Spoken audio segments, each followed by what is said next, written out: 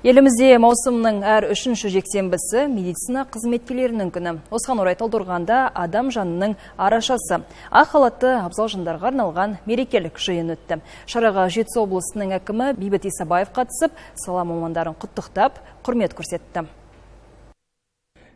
Медицина халық денсаулығының тірегі. Жетісу облысының әкімі ақ халатты абзал жандарды құттықтап, отандық медицинаның өркендеуіне қосқан елеулі үлестері үшін ризашылығын білдірді. Бейбіт Исабаев өңірдегі денсаулық сақтау жүйесін жетілдіру бағытында атқарылып жатқан жұмыстарға тоқталды. Сонымен қатар медициналық көмектің сапасын арттыру үшін емдеу мекемелерін заманауи құрал-жабдықтармен қамтамасыз ету және білікті кадрларды қолдау шараларының маңызын атап өтті.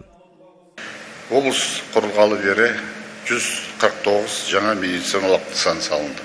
Ауылдық денсаулықты сақтауды жаңғырту ұлттық жобасының шеңберінде жаңадан 59 нысан бой көтерді. Сондай-ақ 13 нысан күрделі жөндеуден өтті.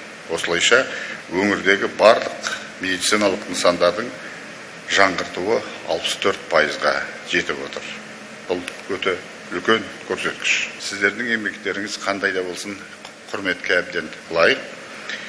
Осы орайда мереке қарсаңында баршаңызға жетістіктерінің атынан шынайы ризашылығымды білдіремін. Былтыр 165 медициналық техника мен 29 санитарлық автокөлік сатып алынды. Биыл да қомақты қаражат бөлініп, нәтижесінде медициналық ұйымдардың заманауи құралдары мен жабдықтау деңгейі 93%-ға жетті. Жергілікті бюджет есебінен резидентурада білім алу үшін 151 маманға грант бөлінді. Өткен жылы 16 дәрігер оқуын тәмамдап жұмысқа кіріскен болса, биыл тағы 43 жас маман өңірдегі медицина ұйымдарына жолданады. Қазіргі таңда Жетісу облысының тұрғындарына 8 мыңнан астам сала мамандары қызмет көрсетеді. Солардың бірі Аида Өтемұратова. Акушер-гинеколог болып бастадым. Әйел адамның денсаулығын, қауіпсіздігін ойлап, сондай нәрестелерді дүниеге әкелген болатынмын. Осы мамандықтың әрине бұл өте қиын. Осы медицина саласында жұмыс істегеніме 20 жылдан астам болды. Ең бастысы сол өзім осы мамандықты қалап, осы мамандыққа адал еңбек істеп, әр күнімді осы мамандықта істегеніме бір күнімде өкініш болған жоқ.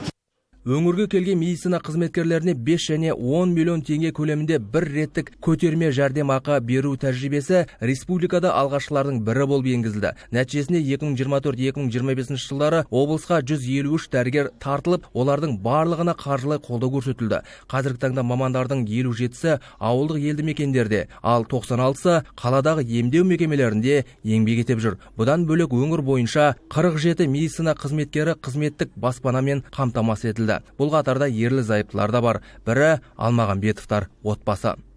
Жас мамандармыз, Шымкент қаласынан келдік. Осы Жетісу облысында облыс әкімінің және де облыстық денсаулық сақтау басқарма басшысының бір реттік берілетін подъемныйын беретін көріп, соған келдік. Қазіргі таңда Қаратал ауданы орталық ауруханасында мен Кальпе ауылына, келіншегім Ескелді ауылында жұмыс істеп жатырмыз. Бір жыл болды жұмыс істеп жатқанымызға. Бір реттік берілетін 10 миллион теңгені алдық. Одан қоса бізге үй берді, тегін тұруға. Салтанатты жиында бірқатар медицина қызметкерлері мемлекеттік наградалармен марапатталды. Атап айтқанда Вадим Турускин құрмет орденіне ие болды. Ал Хусан Исмановке ерен еңбегі үшін медаль табысталды. Бұл күні медицина үздігі 2026 байқауының бірнеше номинациясы бойынша жеңімпаздар анықталды. Жүлдегерлерге мақтау грамоталары және ақшалай сыйлықтар берілді. Бұл тізімде денсаулық сақтаудағы әлеуметтік қызметкер, санитарлық эпидемиологиялық сараптама маманы, акушер, фельдшер, провизор және ауыл мейіргері, үздік стационар дәрігері аталымдары бар. Бұл марапат біздің еңбегімізге деген сенім және әрі баға. Сонымен қатар 90 жылдық мерейтойын тойлағалы отырған Талдықорған жоғары медицина колледж атынан сізге сеніміңізге және қолдауыңызға үлкен алғысымызды білдіреміз. Баршаңызға зор денсаулық, толағай табыс және амандық тілейміз. Мерекелеріңіз құтты болсын. Мерекелік шара концерттік бағдарламамен жалғасты. Онда Дәнеш Рақышев атындағы Жетісу облыстық филармониясының өнерпаздары әуезді ән айтып би биледі. Сөйтіп, кәсіби мерекесін тойлап жатқан жандарға тамаша көңіл күй сыйлады. Жарқын Нұрланұлы, Жасұлан Шынгенже, Жетісу телеарнасы.